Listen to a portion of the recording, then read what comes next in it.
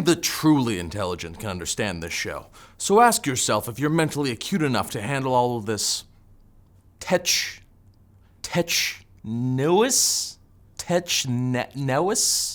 Yeah.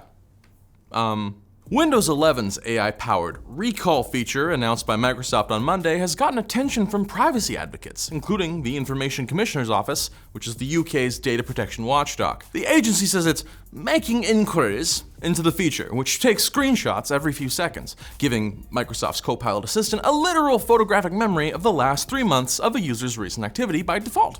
According to Microsoft, the feature is optional, and these snapshots are encrypted and stored locally, meaning only someone with access to the device could access the images. Further, users can restrict recall from collecting screenshots when certain apps and websites are open, as well as pause snapshots with the click of a button and delete them at any time. However, this doesn't mean that the feature couldn't wind up capturing sensitive information like login credentials or, I don't know, your social security number if you accidentally forget to pause recall while filing your taxes or participating in a hot TikTok trend involving showing your social insurance number to the camera. It's the hottest trend. Mine's According to privacy advocates, if a malicious person does access the device, or if Microsoft changes their mind about storing this information locally, the recall feature could still pose a serious security risk, even with the guardrails Microsoft has provided. A user who is temporarily borrowing a device or using a public device might not be aware that recall is even enabled, accidentally exposing their information. All in all, it's an incredibly invasive feature just for the benefit of a slightly more effective AI assistant. A bit like replacing your hand with a machete just to make hiking easier. I mean, I can never hug my children again, but I'm cutting through these bushes like butter. Butter was my first child before I realized. The European Council has reached a final set of AI safety rules as part of the AI Act, which goes into effect next month. These EU rules are significantly stronger and more comprehensive than the United States' own voluntary compliance approach, with tiers of increasingly strict transparency and reporting requirements depending on the level of risk posed by a given AI system. The rules restrict EU governments from using real-time biometric monitoring, such as facial recognition, except to locate suspects of extremely serious crimes or prevent violent terrorist attacks. Are there any other kind? They likewise ban law enforcement from using AI for social scoring, predictive policing, and untargeted scraping of facial images. Meanwhile, in a conference in South Korea, several major companies involved in AI development, including Amazon, Microsoft, and OpenAI, signed onto a voluntary agreement to publish AI safety frameworks, outlining how they plan to manage risks posed by their AI models, such as misuse by malicious actors and automated cyber attacks. These plans will apparently include a kill switch to stop all AI development if the company is not able to guarantee that red lines like the AI-enabled development of bioweapons cannot be prevented, if only because it's really hard to make money when all your customers are dead. Of course, it might boost public confidence if these companies made more of an effort to communicate their respect for safety and boundaries in the here and now, especially OpenAI, which has seen a lot of high-profile departures from its safety and super alignment departments in recent months. It's not exactly the most serious issue in the world that OpenAI very clearly based their Sky voice on Scarlett Johansson even after she told them no. That being said, how should we expect OpenAI to treat everyday people with no lawyers when this is how they treat a rich, famous person with effectively infinite lawyers? Lawyers all the way down.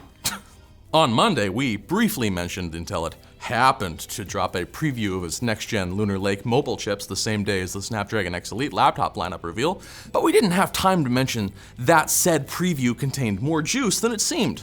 There's always a little more juice. I learned that in juicing school. And it is filled with pulp. For one, Intel claimed that an unnamed Lunar Lake processor outperformed a Snapdragon X Elite by 1.4 times in Stable Diffusion, and that its single-core performance will be faster than the X Elite as well. Intel also says not only will Lunar Lake chips far surpass Microsoft's 40 TOPS requirement for AI performance, they'll also be the first chips built on Intel's 18A process, with new Lion Cove performance cores and Skymont efficiency cores.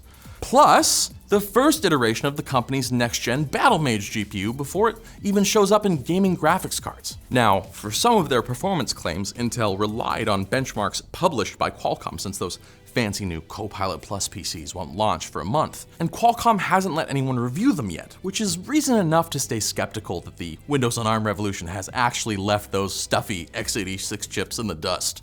Another reason is AMD's expected reveal of its next-gen Zen 5 architecture at Computex in a couple of weeks, with possibly more details revealed at Hot Chips in August, and Zen 5 laptops dropping shortly after that. It looks like with Zen 5, AMD will continue their tradition of improving performance by stuffing even more cores in there.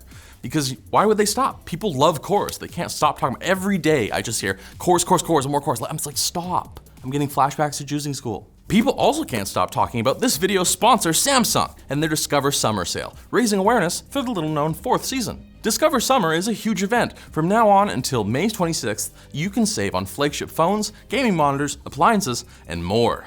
There will also be new limited time offers announced every day, where you can get even bigger deals. Even bigger than that time your brother got into his dream school. We get it, Devin. You like Harvard. Check out Samsung's Discover Summer event using the link in the description below. If you thought those stories were thrilling, strap in for the quick bits. Seriously, you may get injured. A new brain implant is allowing a paralyzed man with only limited use of his vocal cords to communicate bilingually in English and Spanish through a brain-computer interface. Previous implants have only allowed for unilingual communication, but this single implant is able to easily switch between both languages after being trained on how the patient's brain activates when they imagine saying specific vocabulary words. That's really cool. Amazingly, the patient, a native Spanish speaker, learned English as an adult after the stroke that left him paralyzed, possibly because he wanted to make the rest of us look bad. Basta, por supuesto. Lo entendemos. Eres muy inteligente. The Environmental Protection Agency has announced that it will be increasing the number of inspections of water infrastructure following a heightened number of cyber attacks hitting local water systems in the United States. According to the EPA, over 70% of the systems they've inspected since September last year have failed to comply with mandates intended to reduce the risk of these kinds of attacks, including basic measures like changing default passwords and revoking former employees' access to these facilities. Look, I don't claim to be a cybersecurity expert, but poisoning the water supply should be a little harder than guessing password 123. Put an exclamation mark on that bad boy. It's perfect. Self-driving cars may not be dominating our streets yet, despite Elon Musk's past lofty promises, but the development of self-driving trucks seems to be heating up. Volvo just showed off its first production-ready VNL autonomous big rig, designed in collaboration with Aurora, a company that you won't be surprised to hear specializes in autonomous vehicles. It's got one of those fancy names.